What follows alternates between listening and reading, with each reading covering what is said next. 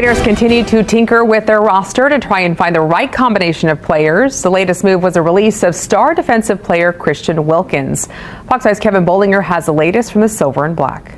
There always seems to be some sort of drama or major news that comes out of an NFL training camp. And for the Raiders, it happened early. Christian Wilkins is off the team.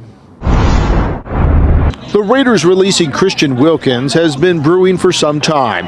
The team was reportedly unhappy with the way Wilkins was approaching the rehabilitation from a foot injury suffered in Week 5 last season, and in June notified him that they were voiding the remaining portion of his guaranteed money, $35.2 million. Wilkins filed a grievance with the Players Association, and the Raiders decided to release Wilkins. Head coach Pete Carroll addressed the situation on Friday after practice, saying they took a long time before making a final decision. We watched our way through the whole thing. We're keeping really clear with what we said. I think there was no clear path to his return, and so we just had to move on. That opens a slot on the interior of the defensive line, and there are several who could see increased playing time because of it, including Las Vegas native and Centennial High School grad Jonah Laulu. Carroll says it's players who will have to earn the spot. This place is about competition. It always has been, and it's just wide open. And I don't need to talk about any names right now. I think the fact, if you watch the rotations, and we're giving everybody a chance, mixing guys with the ones and the twos all the way throughout, just to gather a bunch of information. We have a good young spunky group of guys now, and the young guys that came in this past draft are part of that competition too, so it's exciting. While Friday's practice did not have fans, the team is now opening select practices for people to come and watch on a first-come, first-served basis. Carroll pushed to make that happen.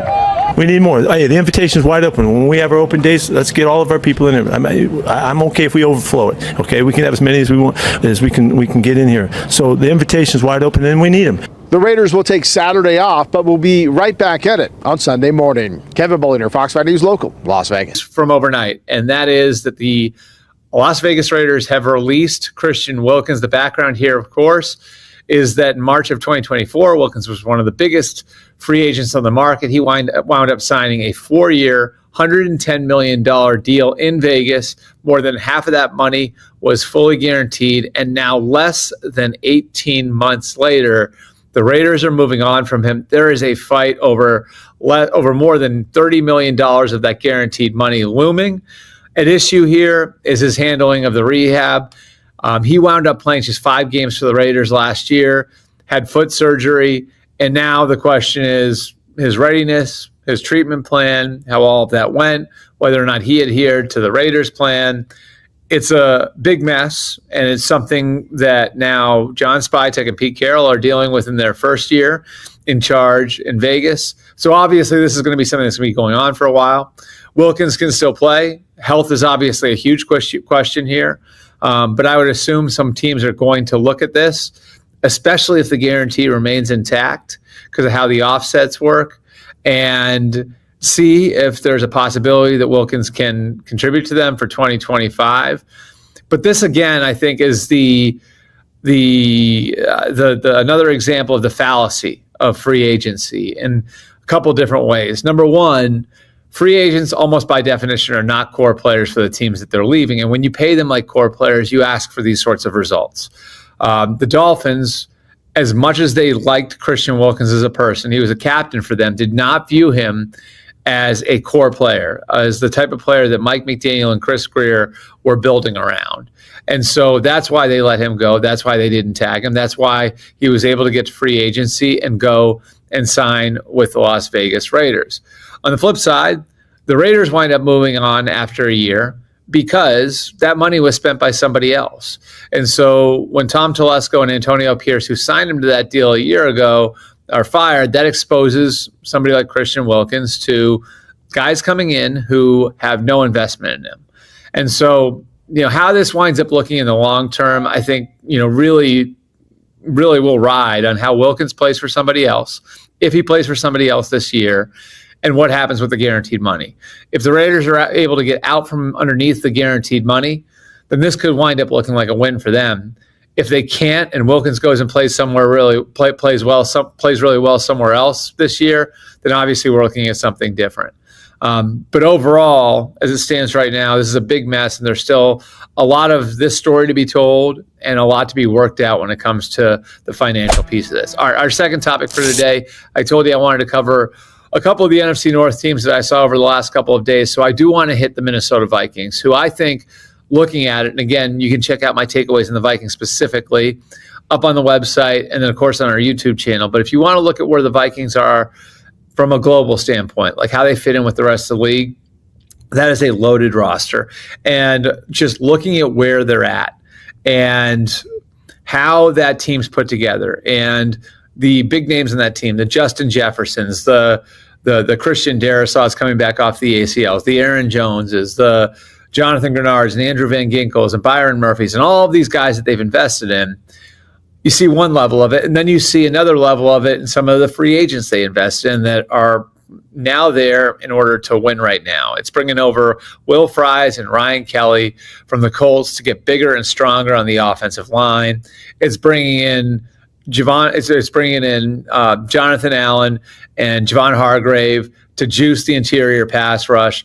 That's a team that won 14 games a year ago that has every right to think that they could be better this year.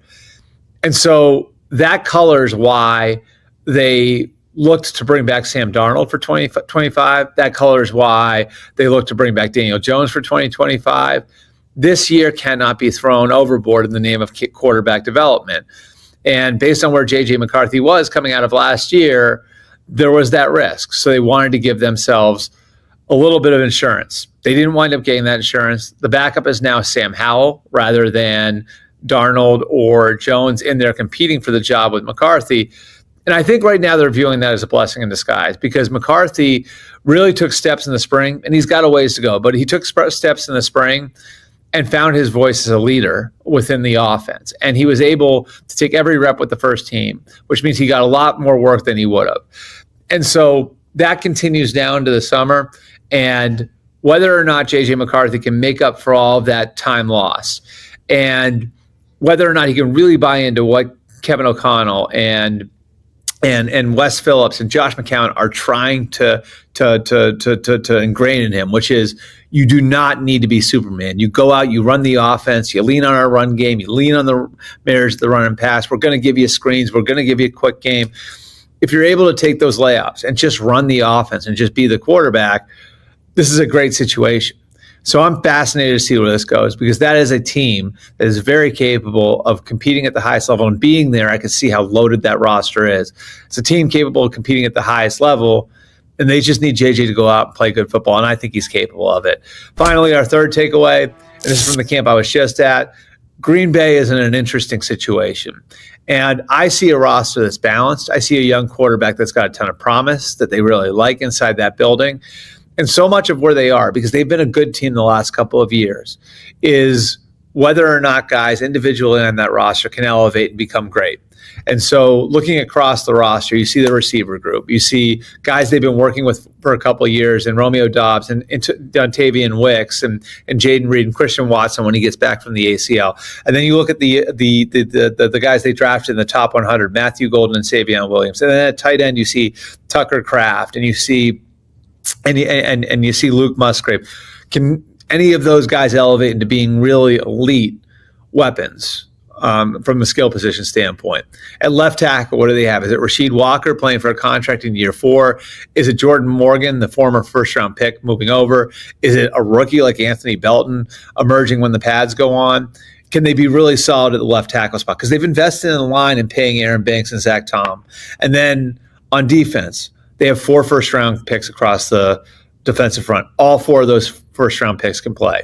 It's Rashawn Gary, it's Lucas Van Ness, it's Devontae Wyatt, and it's Kenny Clark. Can they get more out of Kenny Clark? Can he be healthier? Can Rashawn Gary be a 15-sack guy? These are the sorts of questions with the Packers, and it's what's so intriguing about the team. Then there's the quarterback. Can the quarterback level up? So you see a team that's really good, that's really well put together, that's really balanced. And the question with the Packers now is, can 3 or 4 or 5 young players really kind of take the next step and become elite players? It'll be really interesting to watch. Appreciate you guys coming out. We will put the Breer Report and the video mailbag on a brief hiatus next week. So no Breer Reports, no video mailbag next week. Those will come back the week after. And we're just scratching the surface of my camp trip. So all of my normal video content and print content from the camp trail is still going to be coming to you. Indianapolis is next, then Cincinnati, then Cleveland, then Buffalo. So be sure to keep it locked here. We'll keep the content coming.